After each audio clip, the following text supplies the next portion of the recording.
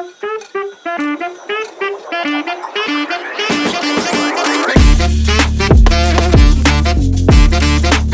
up gang, Adam here at FM Immortal, back with a feature-length tips video on personnel.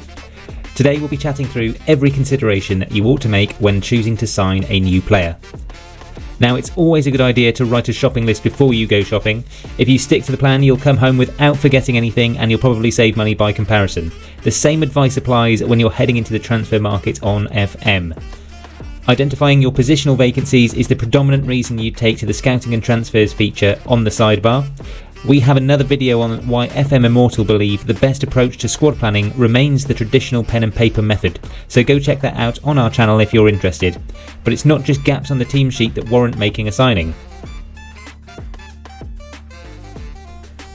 I tend to scale the necessity or justification of signing a player from fundamental requirement to non-essential, and within that range I consider the following criteria on any given player. There's a gap in my squad that needs filling and they play there. Fairly straightforward that one, so I'll move on. They are available and interested in joining my club. I'm going to share a tip on availability later on in the video. They are affordable. Of course there's always the art of the deal to be struck with FM, but crucially your club's financial position may dictate who you can bring in, permanently or otherwise. They may be worth more in the future. Again, I'll elaborate on this one in time, but you should always think about the sell-on value of a player when committing to a signing. And last but least essential, can this signing help me disrupt a noteworthy rival? Beating them to a signing or poaching a youth player from their system can be a great way of damaging their competitiveness. Every so often your scouts might actually do their job and recommend an absolute gem of a signing. But what should you do if you've already got an abundance of players in that position? Pass up on what feels like a bargain?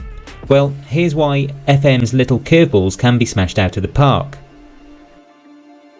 So here we are in one of my older saves. I was playing in the Eredivisie with Feyenoord.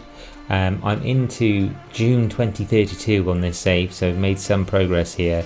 And I'm just going to go to our scouting page and tell you what I mean by an absolute bargain. So there's a player playing at Inter, Jacob Bulat, and he is a deep-lying playmaker. That was on my shopping list. He's 23 years old, so he's just above kind of that youth level, and kind of would be a breakthrough prospect, but now probably looking for first team action. And this is not a position that in my current team I am looking to fulfill. I've got an abundance of players in this role, but this guy is available on a free. He's absolutely £0 to bring in. He's definitely going to be worth more than that. He's a 2-star player, but I think he's got good potential looking at those physical attributes certainly, and then the technique is looking quite good, and his first touch is good as well. It's quite a low passing stat, if I'm honest, for a deep lying playmaker, but certainly this is one of those examples where I can see their merit in signing a player. Usually if there was a small fee to be paid in a transfer such as this one, what I would do is look in the additional clauses column here, and go for a loan back length to the club where I was purchasing the player.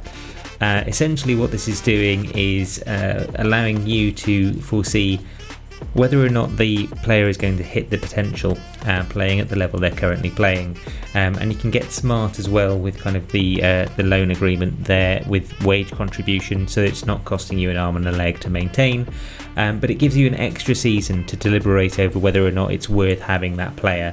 Now in this instance it's obviously a free signing, it's a player coming to the end of their contract, and therefore I would need to sort out a loan myself when they had joined the club.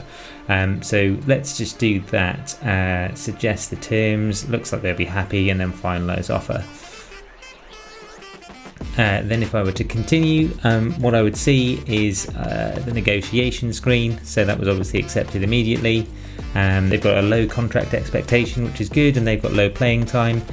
But what I would do is look to add the promise that I will loan the player out to assist development and put that into their expectations so they don't feel like they need to stick around as soon as they've joined. Potential ability here isn't massive, but I believe that the player is going to be worth in a year's time more than £0. And if I can get a wage contribution from the loan, then it's a win-win for myself and my club.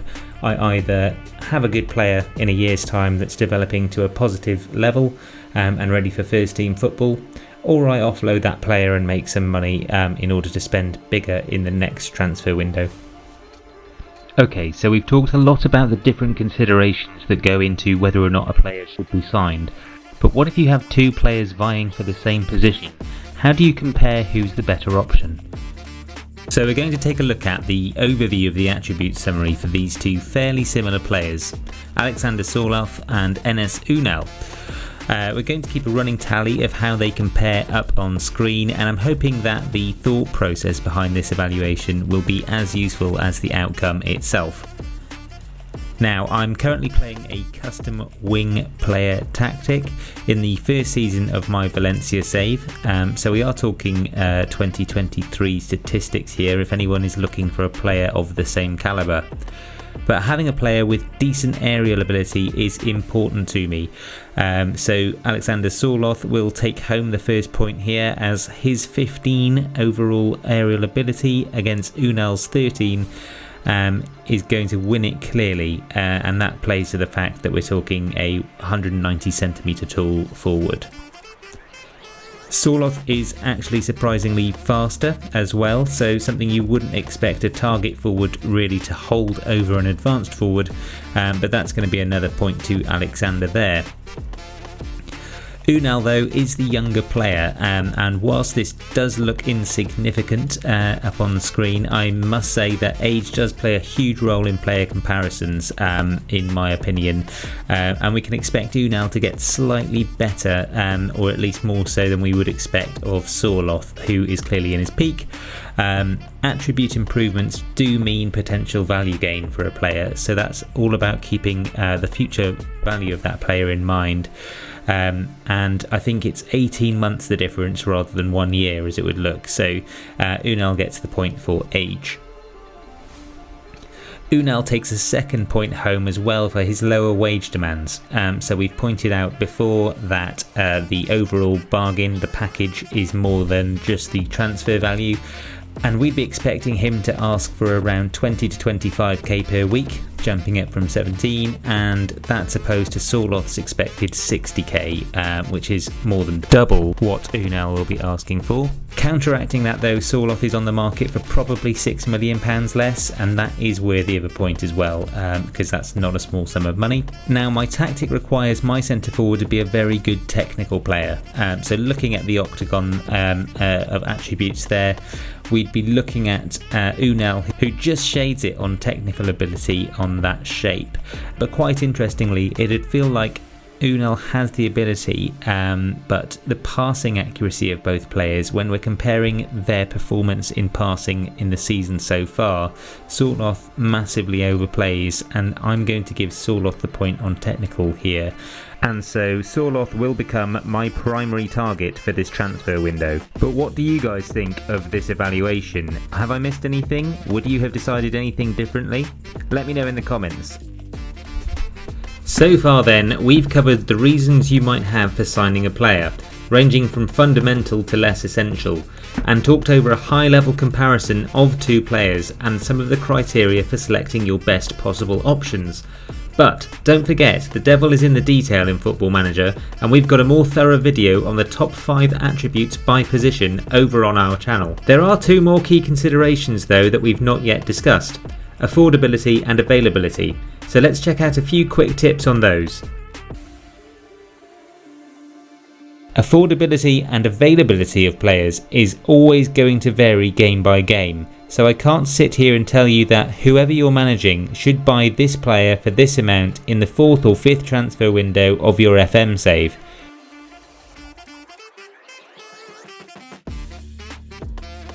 What I can say though is that you should always consider wage, bonuses and transfer value as part of any presumed bargain.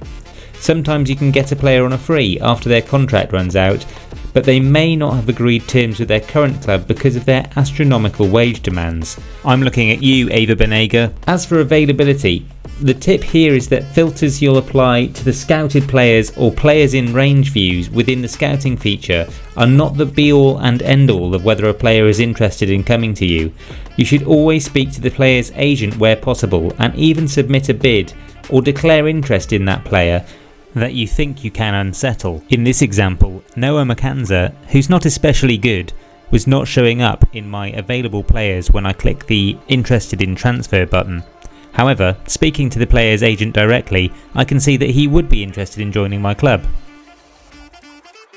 So just to recap, a gap on the team sheet isn't the only reason to sign a player, but it's a most sensible place to start.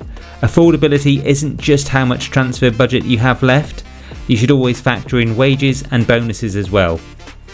Try to unsettle players you're not seeing in your scouted player pool, you never know who you might be able to tempt.